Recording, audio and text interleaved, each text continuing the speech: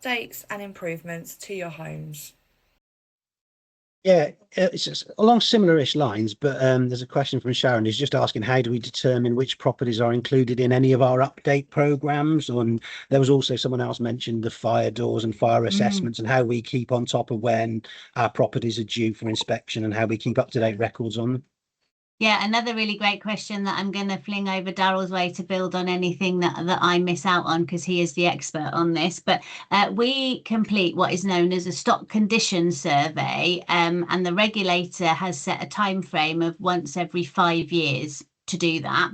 And we come in and we look at all of the components in the home against what is known as decent home standards. So again, that's about making sure it's at the right quality. We've been building up that data over the past few years, and the team have gone from, quite a low number 3 years ago. We were about 70% last year. We're up at about if I round it, 92% as we stand today. So we are getting more and more information about our homes. This does include the communal areas, and it does include things like lifts, door entry systems, communal fire alarms, all those sorts of things. So we have compliance checks that are done far more frequently for the things that are around real safety measures. And then we have the stock condition data that's done every 5 years around the component parts within the home and the communal areas.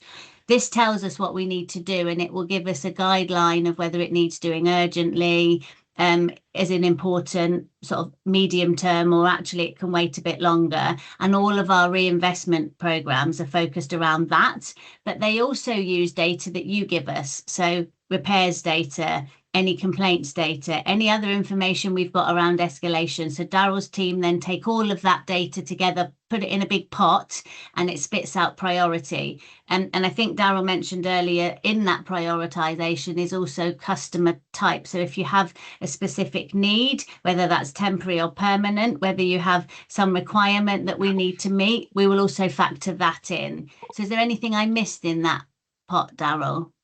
I think we've got a long-term business plan, and as we get closer to that timeline, we work closely with the more reactive data, as Lizzie said, and also we take customer information and we work closely with Catherine and the housing team to make sure that we're prioritizing. So, for example, we talked earlier about the place-based approach, where actually it helps us achieve a lot more for us, for a set of customers very quickly. And that's a mixture of planned work and reactive work. So we're improving how we look at the home from multiple different angles: planned work, reactive work, customer requirements, and legislative changes, and other challenges that our housing officers and our housing teams will be able to highlight for us that we may not otherwise pick up, which could be something, worst case, around antisocial behaviour or something like that, saying actually if we did something, a type of investment,